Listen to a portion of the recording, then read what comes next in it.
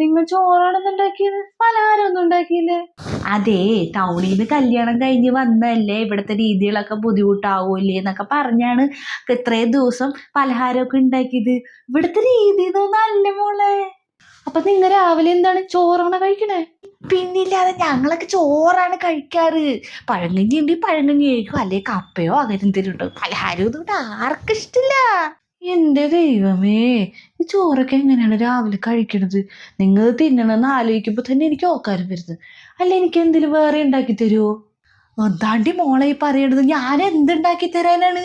ഇവിടെ പച്ചരിയാണെ കഴിഞ്ഞിട്ടിരിക്കണ്, എനിക്കൊന്നും ഉണ്ടാക്കാൻ വയ്യ. എനിക്ക് എന്തെങ്കിലും ഉണ്ടാക്കണേ, നീ എന്തായി കഴിച്ചോ.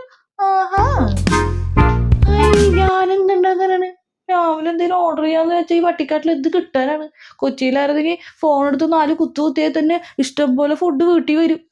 ഈ വട്ടാരം പിടിച്ച കാട്ടുപോക്കിൽ എന്ത് കിട്ടാനാണ്? ഗതികേട്. വിശപ്പ് സഹിച്ചിരിക്കണല്ലോ എന്നെ ദൈവമേ. ചോറന്നെ എടുത്ത് തിന്ന. എനിക്ക് വയ്യ. എന്റെ ദൈവമേ, ഈ കല്ലിലടക്കി ഞാൻ മടുത്ത്. നിങ്ങ എങ്ങനെയാണ് എല്ലാ ദിവസവും ഈ കല്ലിൽ അലക്കണത്? വയ്യാണ്ടാവില്ല അമ്മേ? ഉണ്ടവളെ, ഈ കല്ലിൽ അലക്കാന്നൊക്കെ പറഞ്ഞ ഇത്രയും സുഖമുള്ളൊരു കാര്യം ഉണ്ടല്ല. ശരീരത്തിനൊരു വ്യായാമമാണ്. രാവിലെ എണീറ്റ് അലക്കല് 4 അടി അടിച്ചു കഴിഞ്ഞാണ്ടല്ലോ എനിക്ക് എന്ത് സുഖാന്നറിയോ? എന്റെ അമ്മ ഇങ്ങനെയൊക്കെ പറയും. ഇന്നത്തെ കാലത്ത് ഒരു വാഷിംഗ് മെഷീൻ ഇല്ലാത്ത വീടുണ്ടാ? എന്റെ പൊന്നു, ഇവിടെയൊക്കെ വന്നിട്ട് ഈ കല്ലിൽ അലക്കണ ആരെയൊക്കെ എനിക്ക് ദേഷ്യം വരുക. അടുത്ത് മനുഷ്യൻ കല്ലിൽ അലക്കി ഇറക്കി കയ്യൂല്ല കാലുമില്ല, തൊലിയും പോയി. എന്തൊരു അവസ്ഥയാണ്. അമ്മേ, നമുക്കൊരു വാഷിംഗ് മെഷീൻ മേടിക്കാന്നേ. വലിയ പൈസയൊന്നും ആവൂല. അത് ആ വാഷിംഗ് മെഷീൻ കിട്ടിക്കഴിഞ്ഞാൽ എന്ത് സുഖമായിട്ട് പണിയൊക്കെ തീരുന്നറിയോ? വേണ്ട, ആവശ്യമില്ലാത്ത ഒരു പരിഷ്കാരങ്ങളും എനിക്ക് വേണ്ട. പിന്നെ വാഷിംഗ് മെഷീനൊക്കെ മേടിച്ചു വെച്ചാൽ എന്ത് കറണ്ട് ബില്ലാവും.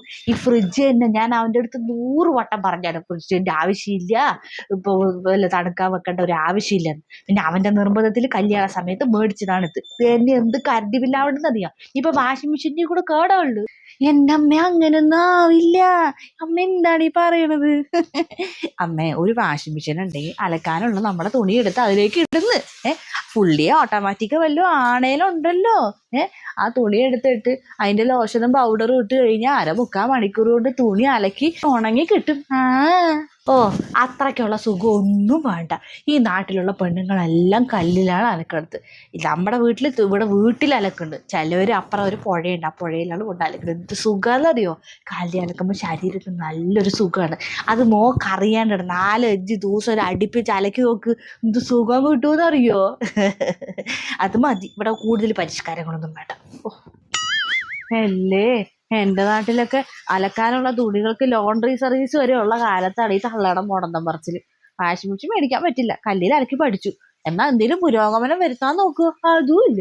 എന്തിട്ട് സാധനങ്ങളാണ് ഇതൊക്കെ? കൊച്ചിന്ന് ഈ ഓടങ്കറാമൂലേക്ക് കല്യാണം കഴിഞ്ഞ് വന്നിട്ട് ആകെയുള്ള ആശ്വാസം നിങ്ങളുടെ കൂടെയുള്ള ഈ വൈകുന്നേരത്തെ നടത്തമാണ്.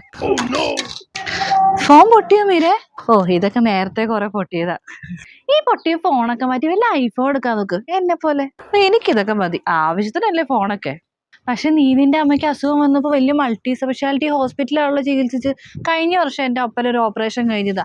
സാധാ ഹോസ്പിറ്റലാണ് കാണിച്ചത്. എൻ്റെ 5 പവന്റെ മാല പണയത്തിലായത്. എടി, അതിന് ഞങ്ങക്ക് ഹോസ്പിറ്റൽ ചെലവൊന്നും ആയില്ല.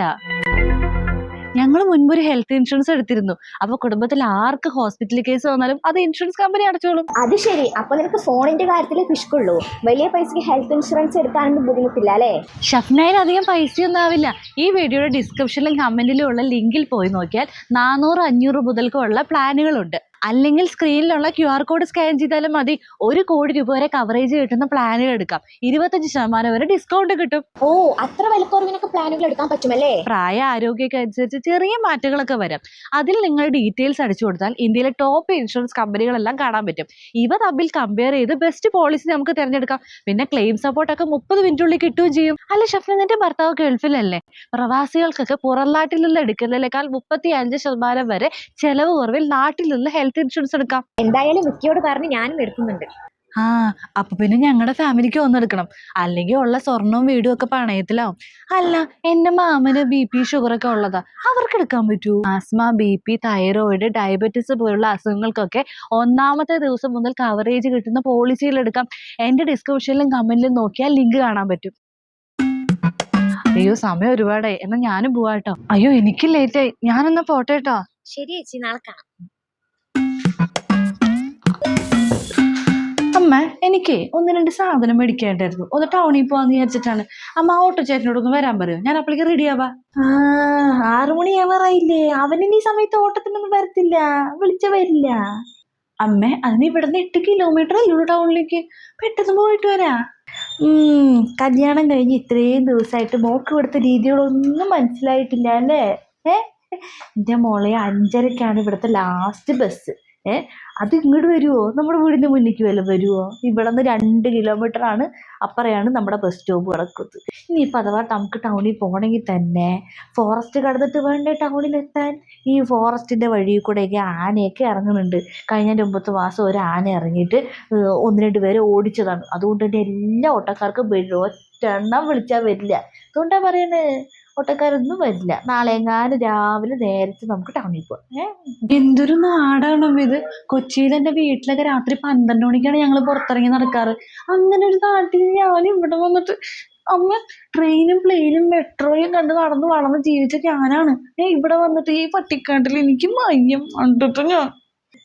എൻ്റെ മോളെ ആദ്യത്തെ ബുദ്ധിമുട്ടാണ് ഇതൊക്കെ. കുറച്ച് കഴിഞ്ഞപ്പോൾ നമ്മുടെ ഇതൊക്കെ ആയിട്ട് അങ്ങ് പൊരുത്തപ്പെടും.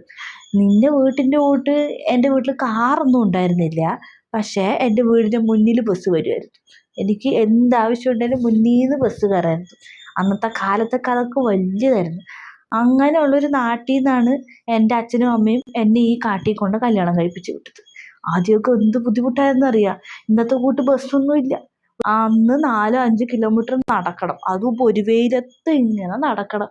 ഒരു ബസ്സാ ഒരു ഓട്ടോയാ ബൈക്കോ ഒന്നും ഇല്ലല്ലോ. അങ്ങനെ നടന്ന് പഠിച്ചതാണ്. അതൊക്കെ ആദ്യമൊക്കെ എനിക്കും ബുദ്ധിമുട്ട് തന്നെയായിരുന്നു. പിന്നെ ഞാനിതൊക്കെ ആയിട്ട് അങ്ങ് പൊരുത്തപ്പെട്ടു. മോള് പൊരുത്തപ്പെടും, അത്രയ്ക്കും ഉള്ളു മോളെ. മോള് വിഷമിക്കാണ്ടിരിക്കുക. എന്തായാലും ഇന്നിനി പോകാൻ പറ്റില്ല, നാളെ പോവാം. എൻ്റെ പൊന്നേ.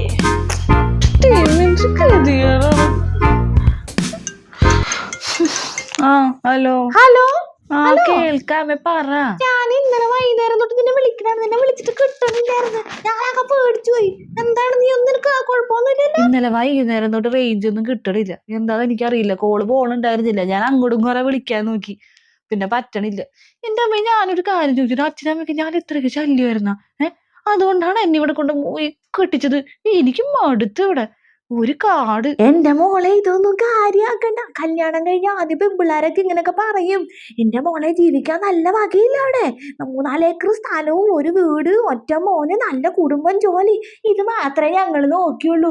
നല്ലതല്ലേ മോളെ, അതൊന്നും കാര്യാക്കണ്ട, നീ ഒന്നും വിഷമിക്കണ്ട. എൻ്റെ അമ്മ ഇത് മാത്രം നോക്കിയുള്ളൂ. കുറെ സ്ഥലവും വീടും ഇതൊക്കെ മാത്രം നോക്കിയാൽ മതിയാ. ഈ സ്വത്ത് സമ്പത്തും ഒന്നും എല്ലാം വേണ്ടത്. ഒരു മനുഷ്യൻ ആഗ്രഹിക്കുമ്പോൾ ബേസിക് ആയിട്ട് കിട്ടേണ്ട കുറച്ച് സാധനങ്ങളുണ്ട്. അതുപോലെ നമ്മുടെ കയ്യിൽ നമ്മൾ ആഗ്രഹിക്കുന്ന സമയത്ത് കിട്ടില്ല എന്ന് പറഞ്ഞാൽ എന്നിട്ട് പിന്നെ ഈ സ്വത്തും സമ്പത്തൊക്കെ ഉണ്ടായിട്ട് എന്താണ് കാര്യം? അമ്മ ടൗണിൽ ജനിച്ചു വളർന്ന എന്നെ ഈ കാട്ടി കൊണ്ട് കെട്ടിക്കാൻ അമ്മയ്ക്ക് എങ്ങനെ തോന്നി? അമ്മയും അച്ഛനും ഒക്കെ ഈ ചെറുക്കന്റെ വീട് കാണാൻ വന്നതല്ലേ? ഞാനത് കണ്ടിട്ടില്ല, ഞാൻ അറിഞ്ഞില്ല അത് ഇങ്ങനെ ഒരു ഇതായിരുന്നു. അമ്മ ഒരു ബസ് കിട്ടണമെങ്കിൽ ഇവിടുന്ന് 2 കിലോമീറ്റർ നടക്കണം. ഒരു ഓട്ടോയാണെങ്കിൽ 5 മണിക്ക് ശേഷം വരത്തില്ല. ഒന്ന് ആലോചിച്ച് നോക്ക്. ഫോണിൽ ബുക്ക് ചെയ്താൽ വീട്ടിൽ വണ്ടി വന്നോണ്ടിരുന്ന ഞാൻ ഈ 2 കിലോമീറ്റർ നടന്നിട്ട് വേണം ഒരു ബസ്സൊക്കെ പിടിക്കാൻ. ഒന്ന് ആലോചിച്ച് നോക്ക്. എൻ്റെ ഒരു അവസ്ഥ. നിങ്ങളൊക്കെ ഞാൻ നിങ്ങളെ കൊണ്ട് പറയിപ്പിക്കരുത്. അമ്മ വെച്ചിട്ട് പൊക്കെ എടുത്തിട്ട് പിടിപ്പിക്കാൻ. ഞാൻ ഈ പട്ടിക്കാട്ടി പെട്ട്.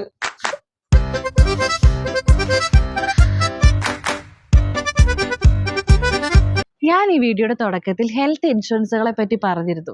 ഗുരുതരമായ രോഗമൊക്കെ ബാധിച്ചാൽ 50-60 ലക്ഷങ്ങളൊക്കെ ട്രീറ്റ്മെന്റിന് വേണ്ടി ആവശ്യം വരുന്നുണ്ട്. രോഗം വന്നതിന് ശേഷം ഇതിനെപ്പറ്റി ആലോചിച്ചിട്ട് കാര്യമില്ല. അപ്പോൾ എത്രയും പെട്ടെന്ന് നിങ്ങൾ ആരോഗ്യവാന്മാരായിരിക്കുന്ന സമയത്ത് തന്നെ കമന്റിലും ഡിസ്ക്രിപ്ഷനിലും കൊടുത്തിരിക്കുന്ന ലിങ്കിൽ പോയി 25% വരെ ഡിസ്കൗണ്ടോടുകൂടി ഹെൽത്ത് ഇൻഷുറൻസ് എടുത്തു വെക്കുക. വൈകിപ്പിക്കരുത്. സ്ക്രീനിൽ കൊടുത്തിരിക്കുന്ന QR കോഡ് സ്കാൻ ചെയ്താലും മതി.